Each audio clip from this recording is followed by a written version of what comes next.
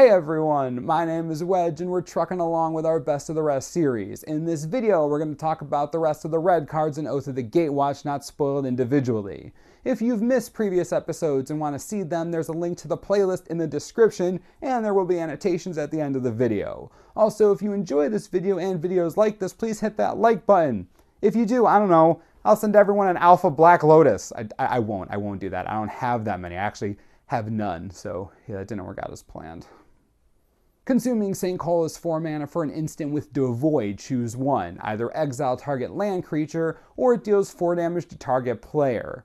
I think I like this. I can't really be sure though. At least it'll never be dead in your hand because you can always dome someone for 4 damage. But if this is taking up a spot in your deck, it's unlikely that's the reason why. I'm sure you're only going to want to use this if your opponent has some serious Awaken shenanigans going on. If they don't, it's doubtful you'll want this at all. It's a weird card. Eldrazi Aggressor is 3 mana for a 2/3 Eldrazi drone with Devoid. It has haste as long as you control another colorless creature. Okay, this is fine, I guess. 3 mana for a 2/3 even with haste. Immobilizing Eldrazi is 2 mana for a 2/1 Eldrazi drone with Devoid. You can pay 2 of anything and 1 colorless, and each creature with toughness greater than its power can't block this turn. This is definitely a way to get by giant butts and walls. The ability isn't the cheapest, but this is a card that will probably see more commander play than limited play. There are so many walls and just giant creatures in that format, red decks could get some great use out of this, especially the outrageously aggressive ones. Remember, the colorless symbol adds nothing to color identity, so you're still good to use it. Maw of Kozilek is 4 mana for a 2/5 Eldrazi drone with Devoid. You can pay 1 colorless and it gets +2/-2 until end of turn. So basically you're playing a 4 mana 2/5 that can become a 4/3 or even a 6/1 if you have enough open mana. It's a great way to punish an empty board and it provides you with great defense. This is just a common, but it's a good one. Decent filler creature, I think. At worst, you can pump it up to 6 power and trade with something huge that's attacking you. Big fan. Reality Hemorrhage is 2 mana for an instant with Devoid. It deals 2 damage to target creature or player. Does anyone else realize that this is a burn spell that can kill Core Firewalker in Modern? Anyone? Does anyone see this? Well, crap on a stick. Sideboard for days.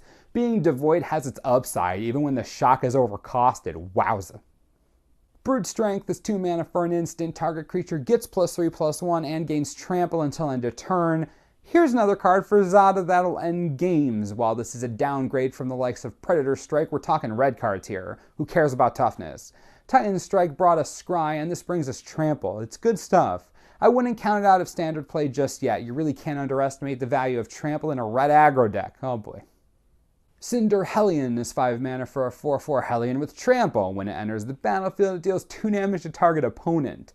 This is definitely a playable card in Limited. 5 mana brings you a 4/4 with Trample and shocks the opponent's face. I like it better if it could deal the damage to a creature, but then it would definitely not be common, or 5 mana, or a 4/4 probably. Still, I like it. It's a great filler creature in most limited strategies. It'll do fine. Devour inflame is 3 mana for a sorcery. As an additional cost to cast it, return a land you control to its owner's hand. It deals 5 damage to target creature or planeswalker. I don't even care about the card's ability. Look at that art, the flavor text. Ob-Nixilis had prepared for every eventuality except Chandra Nalaar. What? He's already gonna die? Didn't Chandra just burn the Eldrazi to death? Isn't she busy? How in the world did she get this much power? Also, Ob-Nix can't die. He has way more mischief and mayhem to cause. I'm not gonna lie, a little disappointed if he doesn't survive this, but don't worry. We'll be covering everything in the story in the coming week, so we'll see what happens to old Ob-Nix. Poor guy. Kozilek's Toll Collector is 3 mana for a 3/2 Ogre Warrior. You can pay 0 and attach target equipment you control to it. Activate only anytime you could cast a sorcery.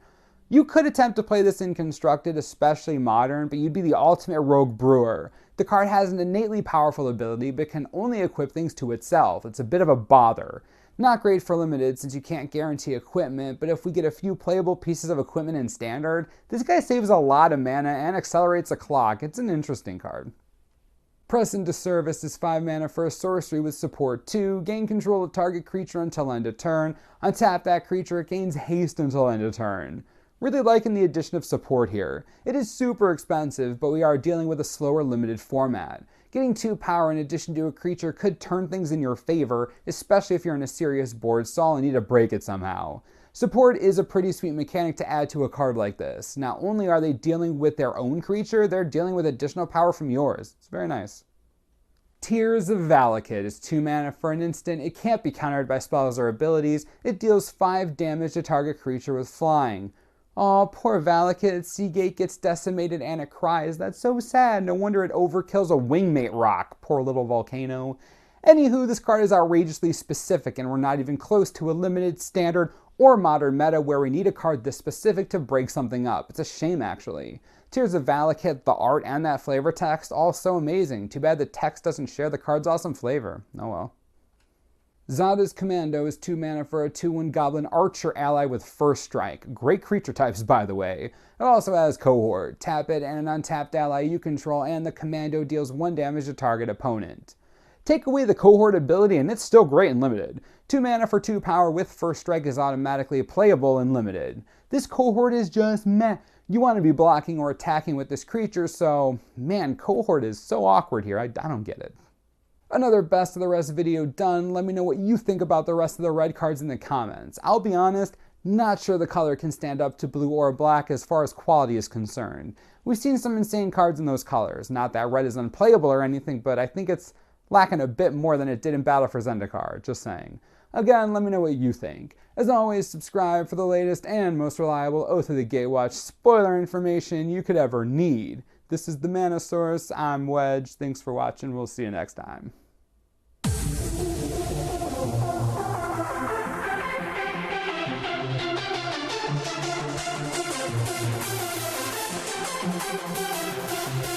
Wow.